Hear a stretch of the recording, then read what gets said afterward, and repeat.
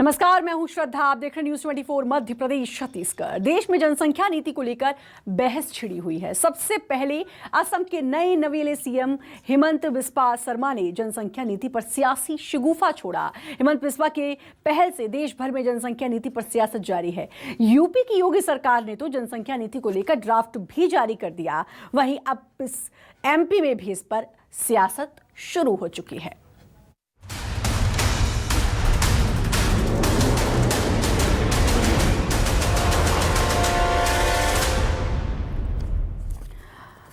तो जनसंख्या नियंत्रण कानून की एक बार फिर सुगबुगाहट शुरू।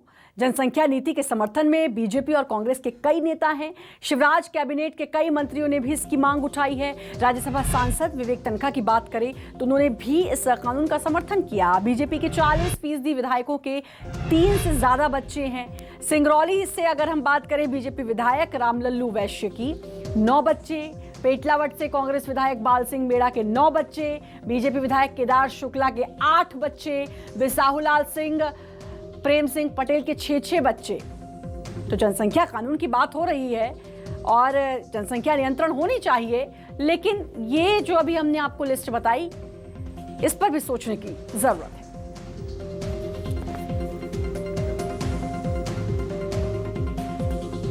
और अब इस चर्चा को आगे बढ़ाएंगे, चर्चा शुरू करेंगे और हमारे साथ हमारे गेस्ट भी जुड़ चुके हैं। नेहा बग्गा बीजेपी प्रवक्ता हैं और अजीत भदौरिया कांग्रेस प्रवक्ता हमारे साथ जुड़े हैं। आप दोनों का बहुत बहुत स्वागत है। और सबसे पहले बात मैं बीजेपी से ही कर लेती हूँ क्योंकि सरकार भी आपकी है, सुगबुगाहट भी अब तेज हो चुकी है नेहा जी। और सबसे बड़ी बात कि यूपी में तो ड्राफ्ट भी तैयार हो गया है, अब एमपी में भी इसकी चर्चा जोरों पर है। लेकिन इस सब के इतर कांग्रेस की सरकार में भी इसी तरह की बात हुई थी, लेकिन जब बीजेपी की सरकार उसके बाद आई तो इसको शिथिल कर दिया क्या? नियंत्रण की जब हम बात करते हैं तो ये आवश्यकता है। हम सभी जानते हैं कि हमारे पास 2% का लैंड बचा हुआ है, 4% का हमारे पास पानी है और 20% हमारी आबादी है कुल विश्व की। और जिस तरीके से जनसंख्या विस्फोट हो रहा है, रिसोर्सेज कम हो रहे हैं और उसको नियंत्रण में रखने के लिए जनसंख्या नियंत्रण कानून की आवश्यकता है। मुझे समझ में नहीं आता कि आज अगर देश में जनसंख्या नियंत्रण कानून की बात चाहिए। आपने खुद विवेक तन्खा जी का नाम लिया। विवेक तन्खा जी तो कांग्रेस पार्टी से है, भारतीय जनता पार्टी से है नहीं। और उनका बयान मैं सुन रही थी, उन्होंने साफ तौर पर कहा कि कोई भी दल जो है, कोई भी पार्टी जो है वो देश से बड़ी नहीं है, तो पार्टी से ऊपर देश है। और अगर हमें रिसोर्सेज को संभालना है, अगर हमें रिसोर्सेज को सही तरीके से जनता तक पहुंचाना है तो जनसंख्या नियंत्रण कानून की आवश्यकता है। बिल्कुल, बहुत जरूरी है। आपकी बात से मैं सहमत भी हूँ नेहा जी कि भाई अब हमारे पास अब अगर ऐसी जनसंख्या बढ़ती रही तो फिर रिसोर्सेज की कमी हो जाएगी, जिससे हमें परेशानियों का सामना करना पड़ेगा। लेकिन मेरा सवाल ये है कि जब कांग्रेस की सरकार थी तब ये नियम आया, लेकिन उसके बाद बीजेपी की सरकार आई और नियम तो अभी भी है, लेकिन नेताओं के लिए ये शिथिल हो जाता है नियम। और ये फिर लगता है कि भाई आम जनता के लिए कुछ और बात कि सरकारी नौकरी नहीं दी जाएगी, ये नहीं किया जाएगा। और अगर हम नेताओं की बात करें तो उनके लिए कुछ और बात। इससे पहले आपने मुझे कहते हुए भी सुना होगा, संख्याएं भी गिनाई हैं किसके कितने बच्चे। देखिए, चाहे सिविल सर्विसेज हो चाहे लोकल बॉडीज हो, इसमें लगभग ये कानून जो है वो लागू है। और मैं आपकी बात से सहमत हूँ, चाहे विधायक हो या सांसद हो, इन पर भी ये लागू होना चाहिए। और आपने एक अच्छा विषय उठाया है, इसलिए मैं आपको उसके लिए बधाई भी देना चाहती हूँ। इसमें विवाद कहाँ है? अगर इस प्रकार से जनसंख्या नियंत्रण होता है और वो लोकल बॉडी से लेकर सिविल सर्वेंट से लेकर संसद तक होता है तो मुझे लगता है कि ये स्वागत योग्य है, इस पर विचार होगा। विवाद कहाँ है ये तो अब कांग्रेस से हमारे साथ जुड़े हुए हैं अजीत भदौरिया जी, वो बताएंगे कि विवाद कहाँ है। क्योंकि अजीत जी, कांग्रेस में भी मुझे 2 खेमे नजर आ रहे हैं। विवेक तन्खा इसका समर्थन करते हैं और वो साफ तौर पर कहते हैं कि पहले भी कानून की बात हुई थी लेकिन वो गलत तरीके से लागू किया, गलत तरीका उसमें अपनाया गया। अब लागू हो लेकिन सही तरीके से। तो विवेक तन्खा इसका समर्थन करते हुए नजर आए, लेकिन वहीं एक धड़ा ऐसा भी है जो इसका समर्थन नहीं करता है। देखिए श्रद्धा जी, मैं थोड़ा फ्लैशबैक में ले जाऊंगा। 2001 में जब कानून लागू हुआ, जनसंख्या नियंत्रण कानून, उसके बाद 2005 में जो लोकल बॉडीज के इलेक्शन आए तो मध्य प्रदेश में सर ये बैठक हुई, कानून को थोड़ा स्थगित कर दिया जाए और जिससे ये लोकल बॉडीज के इलेक्शन पे ना आए, तब से ये कानून स्थगित है। कांग्रेस की मंशा साफ है, राष्ट्र हित में जो भी निर्णय हो उसके साथ कांग्रेस पार्टी खड़ी है, चाहे वो कांग्रेस पार्टी द्वारा लिया गया निर्णय हो या जो भी रूलिंग पार्टी है उसके द्वारा लिया गया है। इसमें कहीं कोई कोताही नहीं है, कहीं कोई दो राय नहीं, बिल्कुल स्पष्ट हो। परंतु जहां तक राजनीतिक स्वार्थ पूर्ति के लिए कोई भी कानून आए, कोई भी निर्णय हो, किसी भी सरकार के द्वारा हो, तो वो अपने आप में संशय की दृष्टि से आ जाता है। आज आप देखिए, जनसंख्या नियंत्रण कानून सबको मालूम है क्यों आ रहा है, क्योंकि सिर्फ और सिर्फ उत्तर प्रदेश चुनाव को टारगेट करके किया गया। कई एक ऐसे निर्णय केंद्र की वर्तमान सरकार द्वारा संबंधित राज्यों के, जिन राज्यों में चुनाव थे, उन राज्यों के मुद्दों को भुनाने के लिए, उनमें लोगों की भावनाओं को भड़काने के लिए तत्काल में घोषणाएं की गई, परंतु जब वो उस राज्य के चुनाव निकल जाते हैं तो उन पर क्रियान्वयन नहीं किया जाता। हमारा तो कहना साफ है, कांग्रेस पार्टी का कहना साफ है कि आप साफ मंशा से राष्ट्र हित में जो भी निर्णय लें, कांग्रेस पार्टी उसके साथ खड़ी हुई है, चाहे वो जनसंख्या नियंत्रण कानून हो, कोई भी दूसरे कानून हो। परंतु दुर्भाग्य इस देश का ये है कि वर्तमान में जो सरकार कार्य कर रही है, वो अपने मंत्रिमंडल का विस्तार भी करती है तो वो जातिगत आंकड़े बता देती है, उसमें योग्यता नहीं देखी जाती सरकार की कि ये योग्य मंत्री है। उसमें बताए जाते हैं कि ये बहुत जरूरी है कि क्या ये कानून आएगा नेहा जी, अगर ये कानून आ जाता है मान लीजिए, तो क्या उसके बाद ये होगा कि भाई जो नेता चुनाव लड़ेंगे उनके लिए भी सेम नियम, और फिर उनके भी बच्चे अगर 2 हैं और 2 से ज्यादा हैं अगर, तो फिर वो नहीं चुनाव लड़ पाएंगे। ये कानून इस तरीके से आएगा कि समान हो सबके लिए। श्रद्धा जी, फिर से वहीं से शुरू करती हूँ, विवेक तनखा जी को कोट करती हूँ। उन्होंने एक लाइन और कही थी कि मैं राष्ट्र प्रेमी हूँ, मैं देश से प्रेम करता हूँ, और पार्टी जो है वो देश से ऊपर नहीं है, देश पार्टी से ऊपर है। तो उनका इशारा किस ओर था शायद आप सब जानते होंगे। अभी ये कह रहे थे कि ये जाति की वजह से हो रहा है और एक जाति को टारगेट किया जा रहा है। आप मुझे बताइए कि जब जनसंख्या नियंत्रण का कानून आता है या किसी प्रदेश में अगर वो लागू है, जैसे कि ये क्लेम कर रहे हैं कि 2001 में मध्य प्रदेश में इनने लागू किया था, तो क्या किसी जाति विशेष के लिए किया था? जब इस प्रकार के कानून आते हैं तो उसमें प्रदेश की स्थितियों को देखकर, देश की स्थितियों को देखकर, मैं उम्मीद करती हूँ अगर देश से बढ़कर कुछ नहीं है तो अगर ये कानून आता है नेहा जी, अगर ये कानून आता है तो फिर जब जो भी इलेक्शन में खड़े हो, जो भी चुनाव लड़ने के लिए जो भी दावेदार हो, सब कुछ देखा जाए। जैसे पूरी आय का ब्यौरा लिया जाता है, पूरी संपत्ति का ब्यौरा लिया जाता है, उस तरीके से ये भी ब्यौरा हो कि कितने बच्चे हैं। क्योंकि अगर आम जनता पर ये कानून लागू होता है तो फिर नेताओं पर भी सेम कानून लागू होना चाहिए, क्योंकि वो मिसाल हैं और जैसा वो बिहेव करेंगे वैसा ही जनता भी बिहेव करेगी। अब एक और चीज़ नेहा जी, मेरा सवाल ये है कि चलिए कानून तो आ गया मान लीजिए, अब इसको लागू किस तरीके से, इसका अनुपालन किस तरीके से करवाया जाएगा? क्योंकि कानून तो तमाम है, तमाम कानून देश में लागू हो चुके हैं, लेकिन उसके बावजूद भी कानून के खिलाफ लोग जाते हैं। तो अब कैसे इसका अनुपालन कराया जाएगा?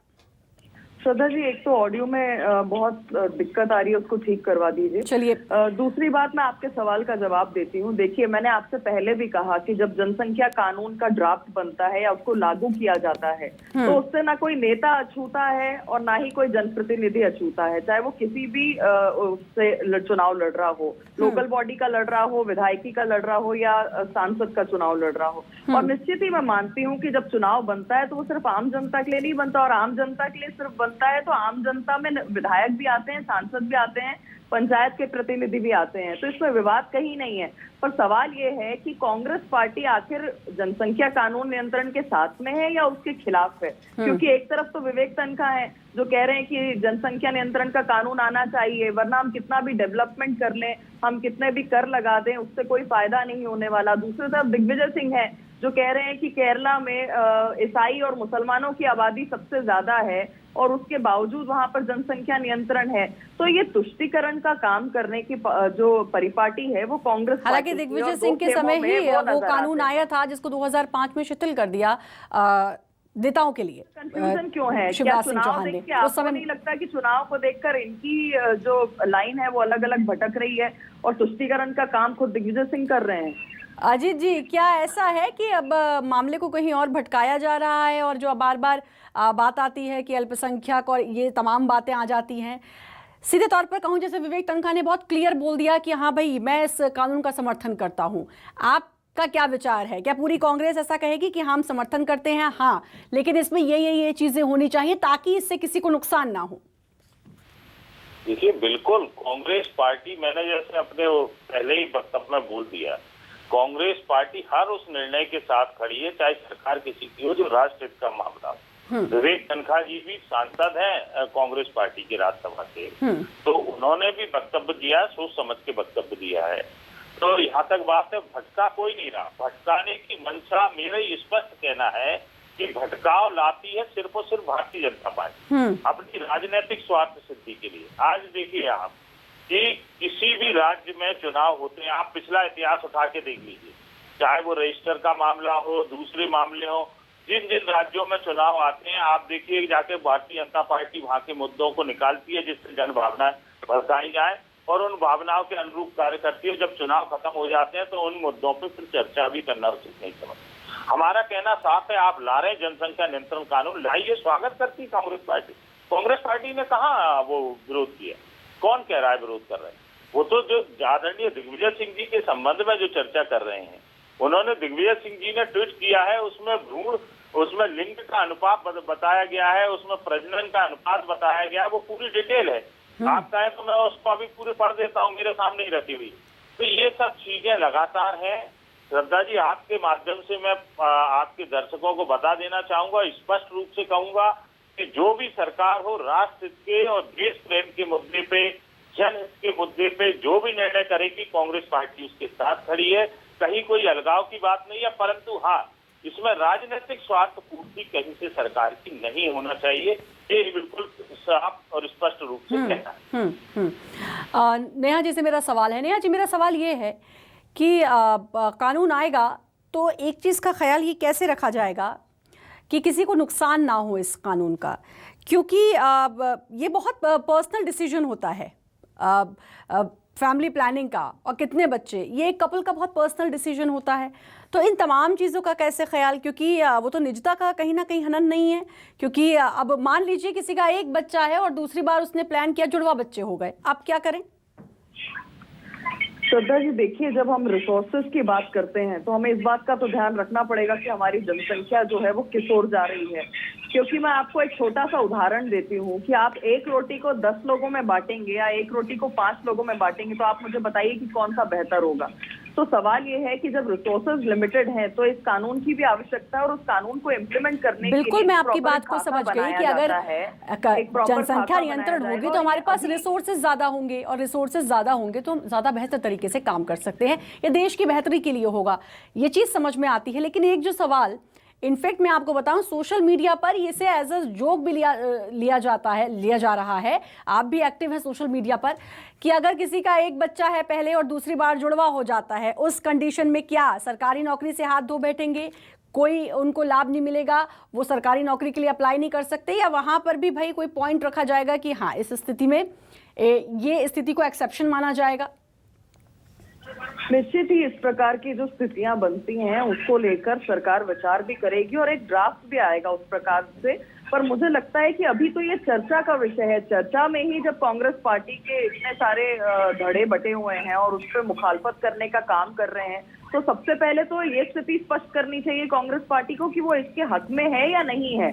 और जब खाका बनता है, किसी प्रकार का ड्राफ्ट आता है, तो इन सारे विषयों पर विचार कर वो ड्राफ्ट आता है। ऐसा नहीं है कि कहीं पर ये कानून बन गया है, अचानक से किसी पर थोप दिया गया है।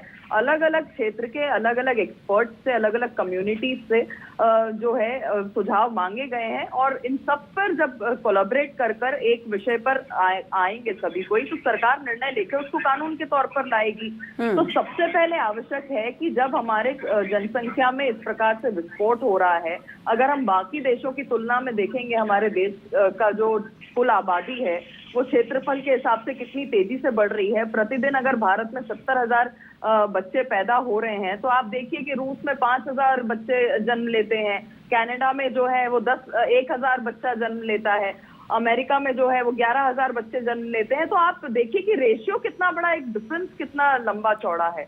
और इसीलिए आज आवश्यक है कि इस कानून पर चर्चा भी होनी चाहिए और सार्थक चर्चा होनी चाहिए। जहां तक कांग्रेस के प्रवक्ता कह रहे थे कि चुनाव की दृष्टि से ये हो रहा है, तो श्रद्धा जी बहुत विनम्रता से, ये कांग्रेस के प्रवक्ता भी जानते होंगे कि हमारे देश का जो इलेक्टोरल प्रोसेस है, पूरे साल भर में किसी ना किसी राज्यों में जो है चुनाव होते रहते हैं। तो क्या इसको देखते हुए जो मुख्य और अहम कानून बनने चाहिए, जिन चीजों पर हमें विचार करना चाहिए, वो बंद कर देना चाहिए? क्या हर चीज को ये तुष्टीकरण पर लाकर रोक देंगे? अजीत जी बार बार कह रहे हैं कि भाई हम ये कह रहे हैं जो देश हित में है वो हो, हम उसके साथ हैं, लेकिन वो क्या कैसे हो भाई? अगर ये कानून आता है अजीत जी, तो आपको किस पॉइंट पर आपको लगता है कि ये गलत है? आपको क्या चीजें ऐसी लगती हैं कि ये गलत हो रहा है, जिसका विरोध कर रहे हैं, या फिर जिस बात पर इस समय आप लोग आमने सामने हैं? देखिए, सबसे पहले आपने नेहा जी से प्रश्न किया था, वो उसकी जानकारी मुझे है, तो मैं थोड़ा उसको स्पष्ट कर देता हूँ। 2001 में जब मध्य प्रदेश में जनसंख्या नियंत्रण कानून आया था, उस समय श्रद्धा जी ये प्रावधान था उसमें कि अगर किसी के एक बच्चा है और दोबारा उस प्लान करता है, वो अगर कहीं ट्विंस हो जाते हैं तो उसको उसकी छूट का प्रावधान था। ये प्राकृतिक उसकी वजह से उसको छूट का प्रावधान था। ये नहीं कि अगर उसके ट्विंस हो गए तो 3 बच्चे मान के उसके ऊपर वो कानून को लागू कर दिया जाए। तो इस तरीके से 2001 में जब वो ड्राफ्ट आया था, उसमें प्रावधान था इसका। आपकी बात का समाधान कर दूं तो मैं तो बार बार यही कह रहा हूँ कि आप किसी को टारगेट करके मत करिए, आप करिए ना। कांग्रेस पार्टी तो खड़ी है, आपको क्या नहीं, तो आपको ऐसा क्यों लगता है कि किसी को टारगेट करके ये कानून, ये तो देश की डिमांड है। अगर जनसंख्या बढ़ रही है, आप खुद इस बात को कह रहे हैं, विवेक तनखा ने खुद कहा है जनसंख्या कंट्रोल रहेगी तो वो सबके हित में होगा, वो सबके लिए अच्छा होगा। तो आपको ऐसा क्यों लग रहा है कि किसी को टारगेट किया जा रहा है? हमको नहीं लगता। भारतीय जनता पार्टी के लोग अपने आप ही स्पष्ट कर देते हैं। जैसे ही कोई कानून आता है तो उनके नेता, जो कि बिल्कुल उनका आप रवैया देखिए किस तरीके का रहता है, वो नेता अपने आप ही स्पष्ट कर देते हैं, अपने आप ही उसको इस तरीके का माहौल बना देंगे कि देश में अराजकता का, या जिस प्रदेश को टारगेट करके जहाँ चुनाव है वहाँ तो उस प्रदेश को टारगेट करके जो कानून लाने का प्रावधान किया जाता है, वहाँ अपने आप अराजकता फैल जाती है। तो हम कुछ नहीं कहते हैं श्रद्धा जी, अपने आप भारतीय जनता पार्टी के लोग उस चीज को ले जाते हैं। या तो कांग्रेस क्लियर नहीं हो पा रही है कि किस बात पर काट करनी है और क्या मुद्दा है, क्योंकि जनसंख्या कानून का समर्थन तो आप कर रहे हैं, लेकिन उसके बाद भी इसका विरोध कहीं ना कहीं है। वो क्या है? नेहा बग्गा जी, मैं एक चीज़ जानना चाहूँगी आपसे। अब आज बीजेपी बात कर रही है कि भाई जनसंख्या नियंत्रण कानून आना चाहिए, लेकिन कई बीजेपी के कई नेताओं को, बीजेपी से जुड़े हुए कई लोगों को ये पहले कहते हुए सुना है, मैं बोलूँगी तो आप समझ जाओगे किसने कहा, कि 10-10 बच्चे पैदा करो। बड़ा विरोधाभास है इन दो चीज़ों में। दूसरा ये सवाल मेरा ये कि भाई हमने बाहर कंट्रीज़ में, खासकर मैं चाइना का उदाहरण दूं तो चाइना ने बड़े स्ट्रिक्ट तरीके से जनसंख्या कंट्रोल की थी, क्योंकि चाइना की पॉपुलेशन बहुत ज़्यादा थी। लेकिन उसके बाद एक दिक्कत जो चाइना को देखने को मिली वो ये कि यूथ की काफ़ी कमी दिखाई दी, क्योंकि चाइना ने तो बहुत स्ट्रिक्ट तरीके से उसको लागू किया था। तो इस सब किस तरीके से मैनेज करेगी सरकार ताकि देश का हित भी होता रहे, जनसंख्या कंट्रोल भी होता रहे और नुकसान किसी को इससे ना हो? श्रद्धा जी, निश्चित ही कोई भी जब नया कानून लाने की बात होती है तो उसमें कई प्रकार की चुनौतियां होती हैं, और आपने जिस तरीके से चाइना का उदाहरण दिया, ये हमारे सामने है।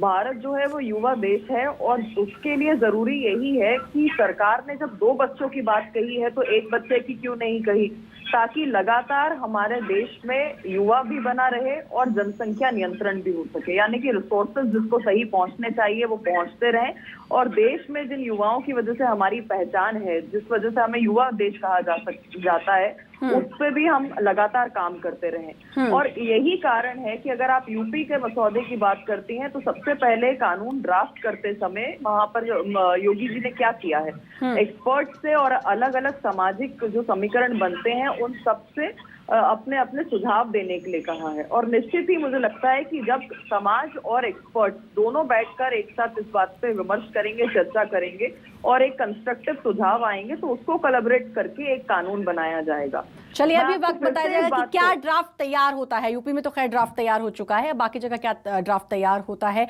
अजीत जी, मेरा छोटा सा सवाल, समर्थन करते हैं या आपको लगता है इसमें कुछ लूपहोल्स अभी भी है? देखिए, ये तो ड्राफ्ट आएगा, मंशा कैसी रहेगी भारतीय जनता पार्टी की उस ड्राफ्ट को लाने की? क्या मंशा साफ है? क्या मंशा देश हित में है? केवल राजनीतिक एजेंडे की तरह जैसे भारतीय जनता पार्टी अभी तक लगातार काम करती आई है, सिर्फ और सिर्फ राजनीतिक एजेंडा। कोविड में आप देखिए, लाखों लोग काल के ग्रास में चले गए। अजीत जी, समय परंतु मुझे बहुत आज इजाजत नहीं दे रहा है, माफ नहीं हो पा कीजिएगा, रहा।